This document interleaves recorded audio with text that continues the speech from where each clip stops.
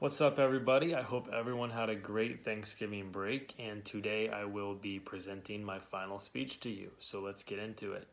So, as you know, my topic is about the legitimacy of gender identities. So let's get into it. Although society has progressed in recent years, and many new gender identities, oftentimes some very controversial, have been made known, the legitimacy of these gender identities and sexual orientations can sometimes be invalid due to the fact that science defines gender as male or female through your genetic makeup, which is your XX chromosomes or XY chromosomes, which make up the male and female.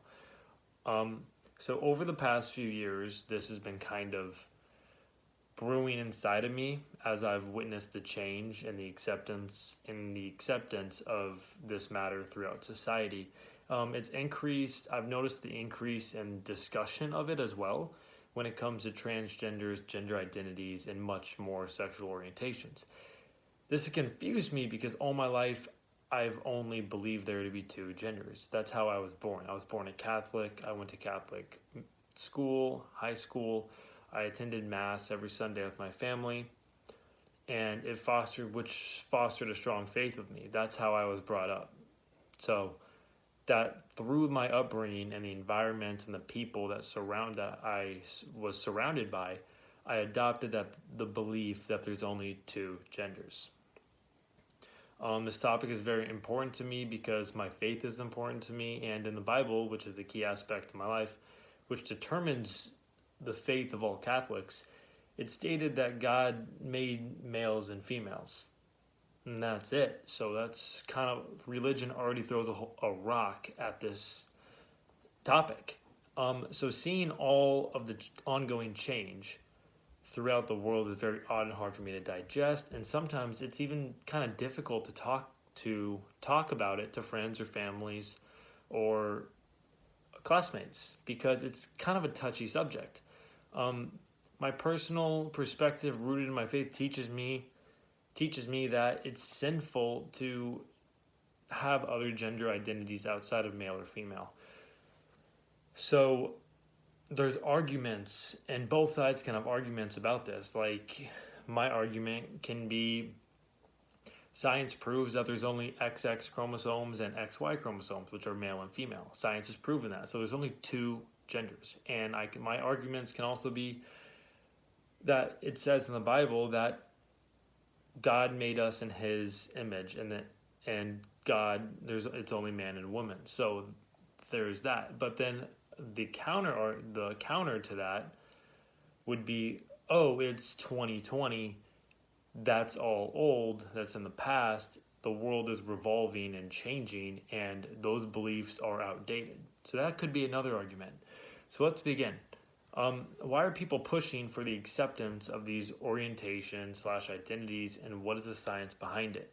So, an example of individuals pushing for acceptance is the Gay Marriage Act in 2015.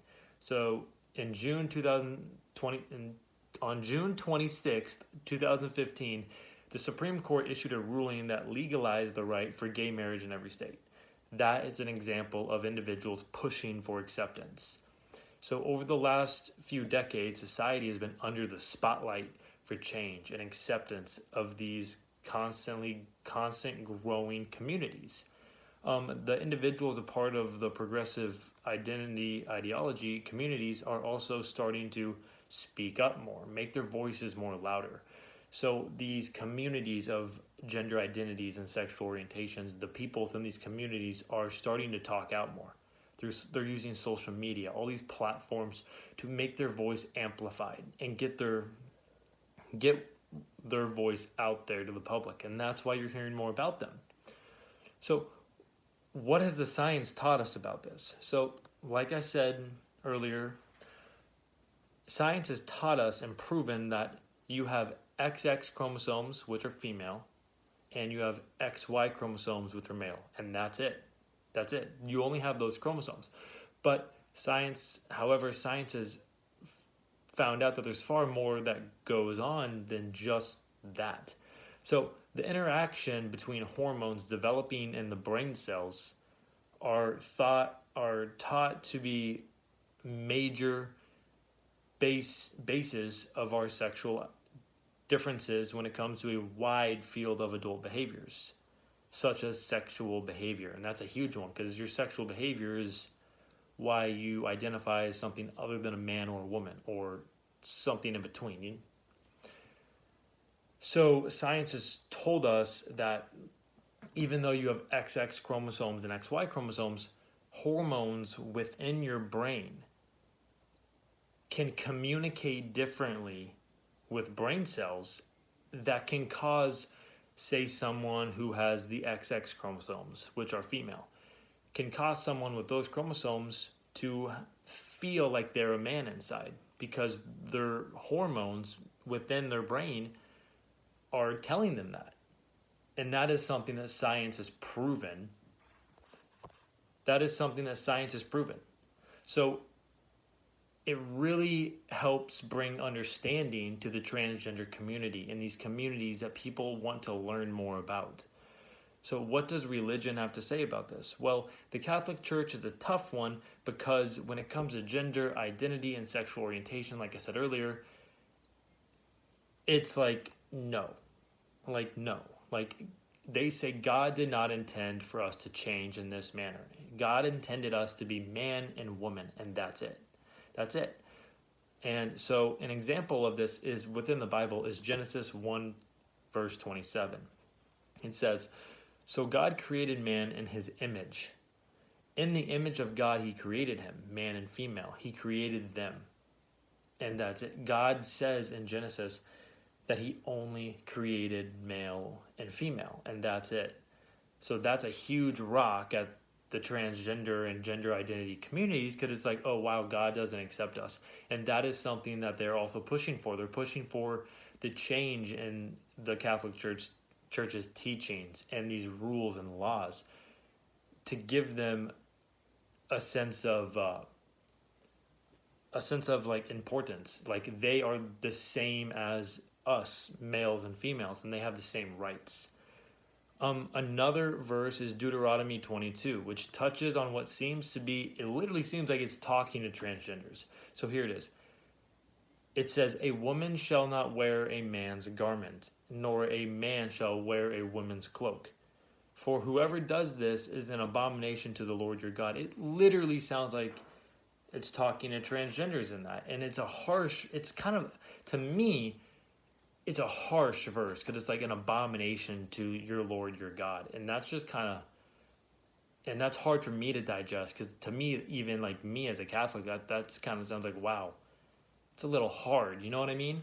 So, and that's why these groups and communities in the Catholic Church and the science, it's all just, they're always bashing heads, and they can't agree on a certain thing. So how is the world adapting to these genders and sexual orientations? So so this was a study that I came across, and it says that 56% of people say that there are only two genders, male and female. 56% of the population says that. Now, if you continue to look at this study, it does another study saying that, and it did this one upon just the younger population generation of the world. So 18 to 21, that's the generation. And it said in that age group, 53% of Americans say that there should be more than two genders. So what that says is, it says that the world is evolving, the world is changing, because the majority of the older people within our world who have been here longer and haven't really been around these new identities, they don't accept it. And they just don't agree with it at all, because they were never raised that way or taught that.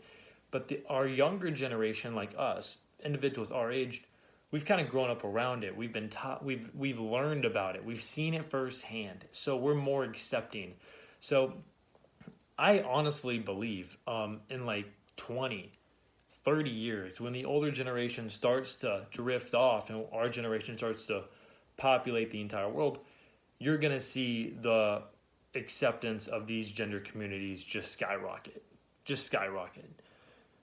So, in conclusion, science is still a long way from unlocking the true reasoning behind all gender identities and sexual orientations. And religion is more specifically has kind of hit a roadblock with their followers because of their teachings in the Bible verses. Science is knocking on the door while religion is throwing a rock at the whole thing. So, religion is they're trying to keep up their traditional biblical teachings, but society's kind of moving forward saying we're done with the past. So as society continues to try to catch up with these new genders and sexual orientations, and the equality for all individuals within these minority communities will push for equality as time goes on for their members. There's a lot more we don't know about these groups of people and these sexual orientations. So I don't think there's a right or wrong side here when it comes to accepting them. I think we're all obliged to accept at our own rate, you know what I mean? So I don't think we should force it on people. I don't think we should.